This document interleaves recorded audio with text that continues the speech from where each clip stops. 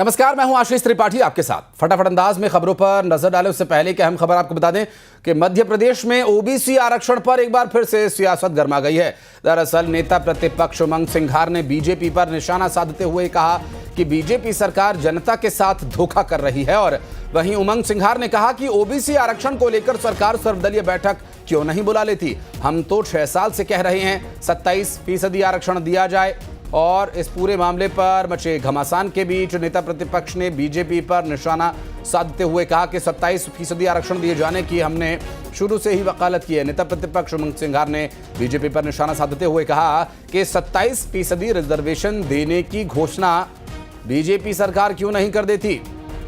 इस बीच बड़ी खबर आपको बता दें, लगातार इस बड़ी खबर पर नजर हमारी बनी हुई है।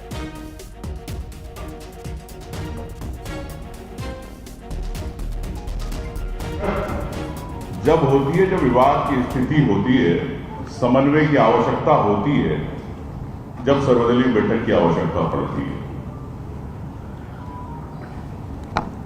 तो ये मीटिंग क्या एक सिर्फ दिखावा है।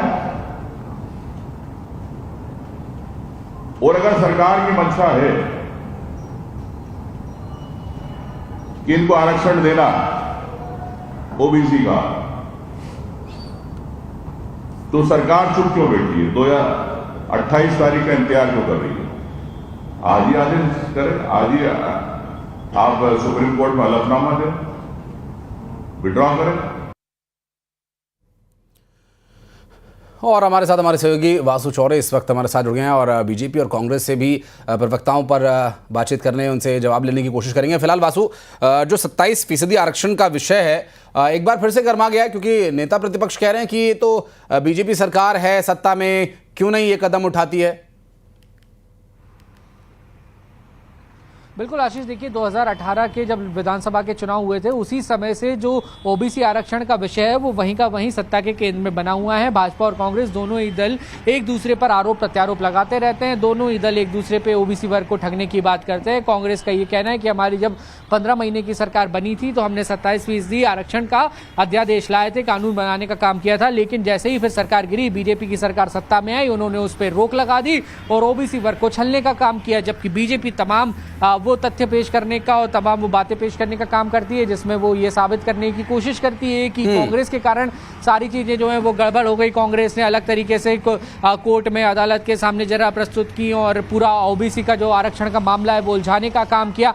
बहरहाल कांग्रेस और बीजेपी दोनों ही दल आमने सामने जरूर है, लेकिन महत्वपूर्ण पहलू यह है कि 28 अगस्त को एक सर्वदलीय बैठक बुलाई गई है ओबीसी आरक्षण को लेकर। उसमें कांग्रेस का डेलीगेशन शामिल होगा। इसको लेकर जो सरकार की ओर से कांग्रेस से बात जो है वो की गई है। और इसमें बिल्कुल देखिए, जहां जनता की बात आती है, लोगों की बात आती है, उस ओबीसी वर्ग की बात आती है वासु, जब जिस पर कि कांग्रेस और बीजेपी दोनों ही दल उनके हिमायती होने का दावा करते हैं। इस पर बात करेंगे। नीलाभ जी हमारे साथ कांग्रेस पार्टी से और अजय जी हमारे साथ भारतीय जनता पार्टी से जुड़ गए।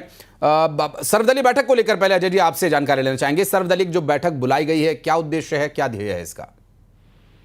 देखिए, मध्य प्रदेश में कांग्रेस के नेता पिछड़े वर्गों के नाम पर झूठ फैला रहे हैं, राजनीति कर रहे हैं। कांग्रेस पार्टी ने मध्य प्रदेश में पिछड़े वर्ग को धोखा दिया, ये प्रमाणित हो गया है। और कांग्रेस पार्टी द्वारा न्यायालय में पिछड़े वर्ग का सही पक्ष नहीं रखा, जनगणना का आंकड़ा गलत पेश किया। जिस पिछड़े वर्ग की 55% आबादी है, कांग्रेस की सरकार ने केवल 27% आबादी का आंकड़ा न्यायालय में दिया, जिस वजह से पिछड़े वर्ग का आरक्षण मध्य प्रदेश में लागू नहीं हो पाया था। और भारतीय जनता पार्टी सरकार पिछड़ा वर्ग को आरक्षण देने के लिए दृढ़ संकल्पित है। उच्च न्यायालय से लेकर सुप्रीम कोर्ट तक हमारी सरकार लड़ रही है और हमारी सरकार की दृढ़ इच्छा शक्ति की वजह से सुप्रीम कोर्ट द्वारा इस मामले में प्रतिदिन नियमित रूप से सुनवाई का आदेश दिया गया है, जिसका मतलब है कि अब ये मामला जल्द ही हल होने वाला है। प्रदेश के पिछड़े वर्गों को उनका हक मिलने वाला है, 27% आरक्षण मिलने वाला है। तो कांग्रेस के नेता पिछड़ा वर्ग विरोधी है, इसलिए राजनीति कर रहे हैं और ऐसे विषय पर झूठ और भ्रम फैला रहे हैं। कांग्रेस को तो माफी मांगना चाहिए। बढ़िया बात है अजय जी, ओबीसी वर्ग के अच्छे दिन आने वाले हैं। नीलाभ भाई हमारे साथ जुड़े हुए। नीलाभ भाई, ओबीसी वालों के अच्छे दिन आने वाले हैं, आप लोग क्यों परेशान हो रहे हैं? कितना बढ़िया काम, और सब कोर्ट का देखिए, कोर्ट का मामला अटका हुआ है, नहीं तो अब तक तो ये मिल गया होता ओबीसी वालों को। नीलाभ जी। जी देखिए, ओबीसी वर्ग अच्छे ही रहने वाले हैं। हम तो 2014 से इनकी सरकार है, तब से सुन रहे प्रदेश में इनकी सरकार, देश में इनकी सरकार, लेकिन ओबीसी आज भी उपेक्षित महसूस कर रहा है। लगातार उनको आरक्षण देने के पीछे लगातार राजनीति भारतीय जनता पार्टी करेगी। भाजपा चाहती नहीं इनमें पिछले वर्ग को आगे बढ़ाना, ओबीसी वर्ग को आगे बढ़ाना, ये भाजपा की रीति नीति में नहीं है। तो कुल मिला के भारतीय जनता पार्टी एक तरह का बहाना बनाती है कांग्रेस के पर आरोप प्रत्यारोप लगाए, लेकिन आज भी ओबीसी वर्ग उपेक्षित। आप देखिए बात दलित पिछड़े वर्गों पे, मध्य प्रदेश की मैं अगर बात करूं, लगातार जितनी घटनाएं हो रही है, सबसे ज्यादा उपेक्षित वर्ग ओबीसी वर्ग है, पिछड़ा वर्ग है। लगातार उनके साथ अत्याचारी घटनाएं बढ़ रही है, महिलाओं के साथ दुराचारी घटनाएं बढ़ रही है। ओबीसी वर्ग को कभी भी आगे लाने की भारतीय जनता पार्टी की मंशा नहीं रही है। लगातार आंकड़ों में उलझाना, कांग्रेस पर आरोप प्रत्यारोप लगाना और ओबीसी वर्ग को राजनीतिक का खिलौना बना के उनसे वोट कमाना, ये भारतीय जनता पार्टी क्षेत्र है। और आदिवासी वर्ग की बात ही देख लीजिए, टंट्या मामा को इन्होंने पहले के नाम से उन्होंने वोट कमाए, उसके बाद तरह तरह के आदिवासी के नाम से इवेंट बनाए। अच्छा ठीक है नीलाभ जी, देखिए समय की थोड़ी कमी है, लेकिन एक बात आपकी जानना बहुत जरूरी है, क्योंकि कांग्रेस पार्टी इस वक्त एक मजबूत विपक्ष की भूमिका में है। सर्वदलीय बैठक में कांग्रेस पार्टी जाएगी या नहीं? निश्चित रूप से हम तो बिल्कुल जाना भी चाहिए। देखिए समय थोड़ा कम है नीलाभ भाई, इसलिए माफी के साथ मैं आपको रोक रहा हूं, माफी के साथ मैं आपको रोक रहा हूं नीलाभ भाई, समय कम है। फिर इस पर बातचीत करेंगे। बहुत बहुत शुक्रिया आपका हमारे साथ जुड़ने के लिए। अजय जी बहुत बहुत धन्यवाद समय निकालकर बातचीत करने के लिए। तो कांग्रेस पार्टी का स्टैंड क्लियर है, ओबीसी की जो सर्वदलीय आरक्षण मीटिंग बुलाई जाएगी उसके लिए कांग्रेस पार्टी जाने वाली है। और वासु हमारे सहयोगी लगातार हमारे साथ बने रहेंगे, आगे कुछ खबरों पर बातचीत उनसे भी करेंगे। मध्य प्रदेश में कांग्रेस के नए जिला अध्यक्षों की नियुक्ति को लेकर मचे घमासान को लेकर एक अहम अपडेट आपको बता दें। विरोध और नाराजगी का दौर अभी भी जारी है। सोशल मीडिया से शुरू हुआ यह विरोध प्रदेश की राजधानी भोपाल की सड़कों से होते हुए अब दिल्ली कांग्रेस ऑफिस तक पहुंच गया, जिसका अब राहुल गांधी ने न सिर्फ संज्ञान लिया बल्कि सख्त लहजे में नाराजगी भी उन्होंने जताई है। राहुल गांधी ने कहा कि कांग्रेस जिला अध्यक्षों के चयन में मध्य प्रदेश से सबसे ज्यादा शिकायतें आ रही हैं। राहुल गांधी ने कहा जो गलतियां, देखिए यहां गलतियों शब्द का प्रयोग किया गया कि जो गलतियां मध्य प्रदेश में हुई वैसे दूसरे राज्यों में नहीं होनी चाहिए। तो मध्य प्रदेश को गलतियों का उदाहरण राहुल गांधी कह रहे हैं कि मध्य प्रदेश कांग्रेस ने जो गलतियां की और प्रदेशों में वो ना हो। तो मध्य प्रदेश यहां पर, मध्य प्रदेश कांग्रेस यहां पर एक उदाहरण बन गई है कि मध्य प्रदेश कांग्रेस गलतियां कर रही है। राहुल गांधी की नाराजगी जाहिर करने के मुद्दे पर बीजेपी अब हमलावर है। बीजेपी को तो फ्री हिट यूं ही भी मिला हुआ है। तो बीजेपी ने इस नाराजगी को लेकर कहा कि सिर्फ और सिर्फ एक कारण है कि हिसाब किताब ठीक से नहीं हो रहा है।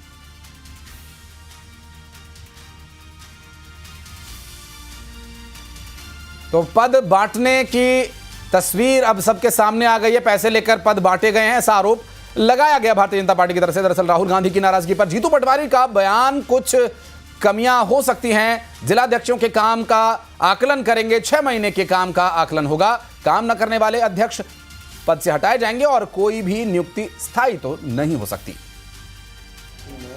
महीने का प्रोविजन प्लेट रखा है, इस पूरे सिस्टम का आधार ही है। उसके कई नाम्स बने हैं। प्रदेश अध्यक्ष कैसा काम कर रहा है उसके फिलिंग द ब्लैंक एक एक चीज़ नोटिस होती है।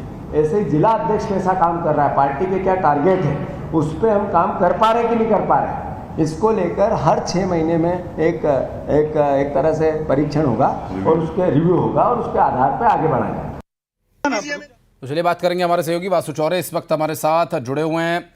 वासु, ये जो परिस्थिति है, एक तो कांग्रेस पार्टी के एक शीर्ष लीडर ने जो बात कही कि मध्य प्रदेश कांग्रेस में जो गलतियां हुई, वो गलतियां शब्द मध्य प्रदेश कांग्रेस के लिए एक बहुत बड़ी डांट या फटकार कही जा सकती है, क्योंकि और राज्यों में ये गलती ना दोहराई जाए, इस बात से ये जाहिर करता है कि मध्य प्रदेश कांग्रेस ठीक से नहीं चल रही है।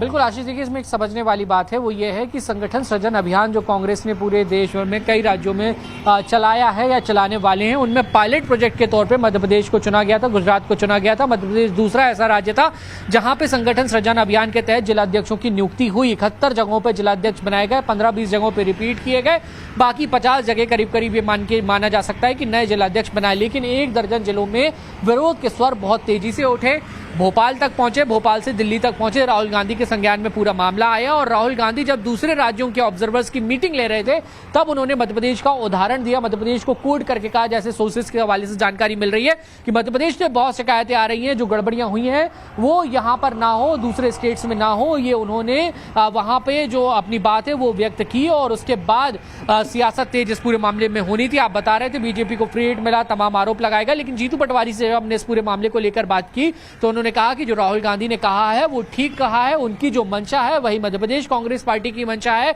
अगर कहीं कुछ चीजें ऊंची नीची हुई हैं, गड़बड़ हुई है, उनको ठीक करने का काम किया जाएगा। जो लोग विरोध करने वाले हैं वो भी हमारे ही परिवार के लोग हैं, लेकिन चुनौती अब ये बन जाती है कि जिस संगठन सृजन अभियान को संगठन को मजबूत करने के लिए बनाया गया था, अब अंतर कल है। और वासु जो आप चिंता जाहिर कर रहे हैं उसमें एक चिंता ये भी जुड़ जाती है कि कुछ और जो अध्यक्ष पद के दावेदार या हकदार अपने आप को मानते हैं वो भी नाराज हैं। पार्टी के लिए तो वो भी काम कर रहे हैं। अब देखना होगा कि जीतू पटवारी का ये डिफेंस मैकेनिज्म कैसे काम करता है। बहुत शुक्रिया वासु आपका इस पूरे मामले पर जानकारी देने के लिए।